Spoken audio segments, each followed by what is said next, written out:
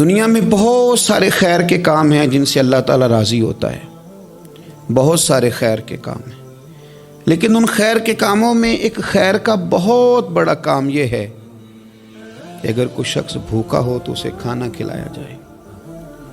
یہ پیٹ کی آگ جب جلتی ہے تو بڑی تکلیف دیتی ہے۔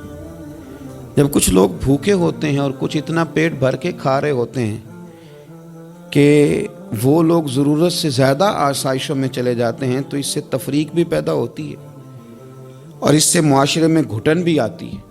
کسی بھوکے کو کھانا کھلانا، پیٹ بھر کے روٹی دینا، اس کی اشکشوئی کرنا بہت بڑی عبادت ہے، یہ بہت بڑا احسار ہے۔ ہمارے صوفیہ کرام نے آستانوں کے ساتھ، خانقاہوں کے ساتھ جو لنگر خانے بنائے، اس کی وجہ یہ تھی کہ طلباء، سالکین طریقت اور وہ لوگ جو غریب ہیں وہ آئیں گے، یہاں سے کھانا کھائیں گے۔ دنیا آوے کھا کھا جاوے راضی ہووے بلا، لوگوں کی اشکشوئی ہوگی۔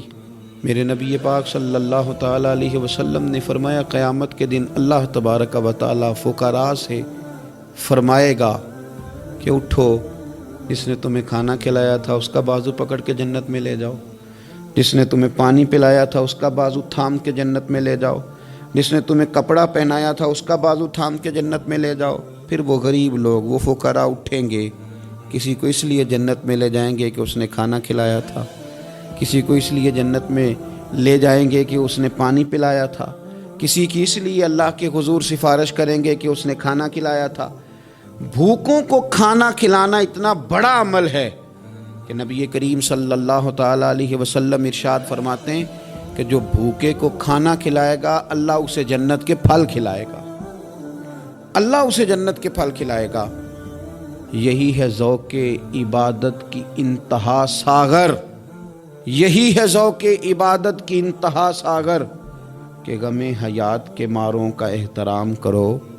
حضرت غوث پاک محبوب سبحانی، قندیل نورانی، شہباز لامکانی، جماعت صوفیاء کے امام، جماعت اولیاء کے امام حضرت غوث پاک رضی اللہ تعالیٰ عنہ اپنی 40 سالہ خدمت دین کا، تحقیق کا، درس کا، واعظ کا، تقریر کا نچوڑ بیان کرتے ہیں۔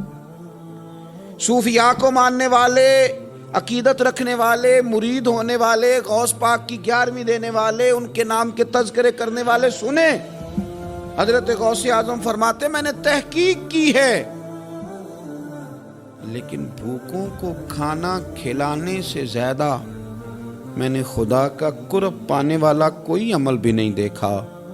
فرماتے لوگو اگر میرے پاس کل دنیا کے خزانے آ جائیں، غوث اعظم جیلانی فرماتے ہیں میرے پاس اگر کل دنیا کے خزانے آ جائیں میں سارے ہی بھوکوں کو کھانا کھلانے میں صرف کر دوں گا۔ اگر پیران پیر کہتے ہیں کہ اٹھو بھوکوں کو کھانا کھلاؤ تو پھر وہ طریقت سے تعلق رکھنے والے، خانقاہیں بنانے والے، ان کا نام جپنے والے، منقبتیں لکھنے والے، ان کے تذکرے کرنے والے، ان کے آراس منعقد کرنے والے جس قدر زیادہ دنیا میں موجود ہیں، اگر وہ غوث پاک کی اس تحقیق پر عمل کرتے، وہ کہتے ہیں میں نے تحقیق کی ہے، بھوکوں کو کھانا کھلانے سے زیادہ اللہ کا قرب دینے والا کوئی عمل نہیں، تو پھر چاہیے تھا نا ان کے ماننے والے دنیا میں پھیل جاتے، ڈھونڈ ڈھونڈ کے بھوکوں کو کھانا کھلاتے، وہ اپنے پیر کی اس تحقیق پر عمل کرتے۔ اور اگر یہ لوگ میدان عمل میں نکل آتے تو کیا کوئی بھوکا بچتا؟ جتنی تعداد میں غوث اعظم کے ماننے والے ہیں، اگر وہ کھانا کھلانے پہ نکل آتے تو کیا کوئی ماں رات کو اس لیے روتی کہ اس کے بچے نے روٹی نہیں کھائی؟ کیا کوئی باپ اس لیے تڑپتا کہ اس کے بچے نے روٹی نہیں کھائی؟ کیا ایسا ہوتا تھا کہ بڑے بڑے ہوٹلوں کے دروازوں پر لوگ کہتے کہ ایک روٹی مجھے بھی مل جائے؟ لیکن ہم نے اپنے بزرگوں کا نام تو جپا، ان کی تعلیمات نہ سمجھ سکے۔ غوث اعظم رضی اللہ تعالیٰ عنہ فرماتے ہیں لوگوں میں نے تحقیق کی ہے، تحقیق کی ہے، تحقیق کی ہے، تمام اعمال کی تحقیق کی ہے، لیکن بھوکوں کو کھانا کھلانے سے بہتر مجھے کوئی عمل نظر نہیں آیا۔ میرے پاس اگر کل دنیا کے خزانے آ جائیں تو بھوکوں کو کھانا کھلانے پہ لگا دوں گا۔ یہی ہے ذوق عبادت کی انتہا ساغر کہ غم حیات کے ماروں کا احترام کرو۔ آخر دعوایا ان الحمد للہ رب العالمین۔